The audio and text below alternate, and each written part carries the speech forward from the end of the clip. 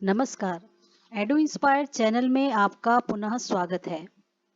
प्रिय छात्रों, आज हम शेमुशी भाग 2 का पाठ 4 आपके समक्ष लेकर आए हैं, जिसका नाम है शिशु लालनम।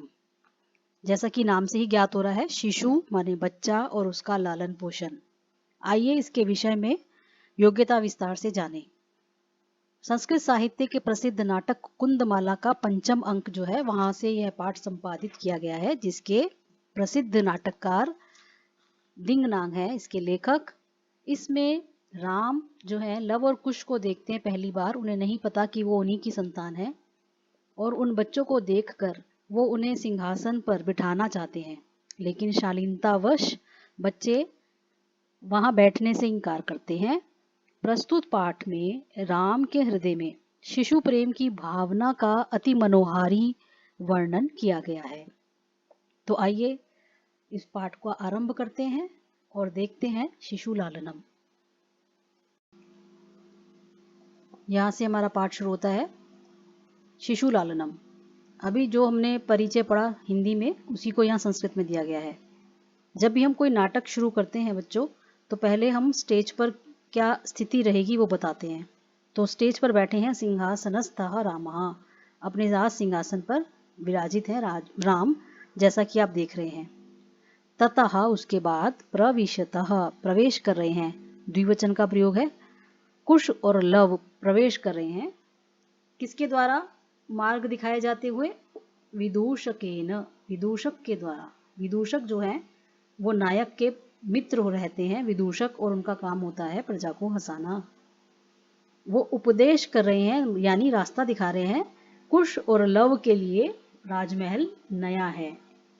और वो तापसौ क्यों लिखा है? उनका जो वेशभूषा है वो आश्रम के अनुकूल तपस्वी वेशभूषा में है। ये स्टेज पर आपको दिखेगा। विदूषक ने कहा, इत इत आर्यो, हे आर्यो यहाँ से आइए। दोनों बच्चे रामम उपसृत्य प्रणम्य च, आप देख रहे हैं दोनों में ल्यप प्रत्यय का प्रयोग है, यह से समझ में आ रहा है। उनके पास जाते हुए, प्रणाम करते हुए, उन्हें प्रणाम किया उन्होंने और पूछा, पास जाकर प्रणाम करके, अपि कुशलम महाराजस्य, अपि माने क्या, कुशल है महाराज, महाराज की कुशलता है। राम ने कहा, युष्मद दर्शनात् कुशलम इव। अब इसको अलग करिए, युष्मत और दर्शनात्। आप देख रहे हैं जशत्व संधि है यहाँ, त के स्थान पर द हो गया। आपसे परीक्षा में पूछा जा सकता है। आपके, युष्मत का मतलब होता है तुम्हारे, दर्शन से कुशल जैसा हूँ, कुशलम इव। अभी तक तो मैं ठीक नहीं लग रहा था, पर इतने सुंदर प्यारे बच्चे देख लिए तो मैं कुशल जैसा हूँ। भव तो हो किम वयमत्र कुशल प्रश्नस्य भाजनम एव। अब उनको वो थोड़ा सा कह रहे हैं कि भाई हम मिले हैं पहली बार, तो भाजन योग्य हूं मैं केवल कुशलता पूछने के। भवतो हो, यानी भवतो माने आप दोनों के कुशलता के प्रश्न के ही लायक हूं मैं, ना नहीं हूं। पुनरतिथि जन समुचितस्य कंठाश्लेषस्य, कंठाश्लेष का अर्थ होता है गले लगाना। क्या मैं आलिंगन के योग्य नहीं? किसको आलिंगन करने के? उसके लिए शब्द दिया है अतिथि जन। अतिथि यानी जो आए हैं आप लोग, अतिथि जन, क्या आप अतिथियों को गले लगाने के मैं योग्य नहीं? और इतना कहते कहते ही उन्होंने बच्चों को आलिंगन किया। अहो हृदय ग्राही स्पर्शः, उनको कैसा लग रहा है हृदय लगाने पर, के मानो किसी ने उनके हृदय को छू लिया हो, हृदय को ग्रहण कर लिया, ऐसा उनका स्पर्श। उन बच्चों को देखकर राम भाव विभोर हैं और उनको आसन अर्धम, जो उनका सिंहासन है उसके अर्ध भाग पर वो बिठाना चाहते हैं, उनको बिठा रहे हैं। लेकिन वो बच्चे बड़े संकोची, बड़े अनुशासित हैं और उन्होंने क्या उत्तर दिया, देखिए, राज आसनम खलवेतत, खलु और एतत, निश्चित रूप से यह राजा के बैठने योग्य आसन है। न युक्तम, उचित नहीं, अध्यासितुम, इस पर बैठना। राम ने देखा भाई ये बच्चे अनुशासित हैं बहुत, तो क्या उनको समझाने की कोशिश की, सव्यवधानम न चारित्र लोपाए। अगर मैं कह रहा हूं आपको बैठने के लिए तो इसमें आपका कोई दोष नहीं, चारित्र का लोप नहीं होता। रुकावट सहित आचरण, व्यवधान माने रुकावट और स माने ये अव्यय है, अव्यय भाव समास के अनुसार, व्यवधानेन सहितम, रुकावट के साथ आचरण करना किसी के चरित्र के लोप का कारण नहीं बनता, तो इससे आपको कोई नुकसान नहीं होगा। तब भी वो उनकी बात से सहमत होकर राजा क्या कर रहे हैं, राम, तस्मात् अंक व्यवहितम अध्यास्यताम सिंहासनम। तब वो उनको कहते हैं ठीक है तो आप अंक में बैठ जाओ। तस्मात् माने तो, अंक, अंक में माने गोद में, जो कैसी है, उनके हृदय के समीप है। तो तुम आसन पर नहीं बैठ सकते, सिंहासन पर नहीं बैठ सकते, तो मेरी गोद में बैठ जाइए। ऐसा उनको कहकर अंकम उपवेशयति, अपनी गोद में बैठा लेते हैं।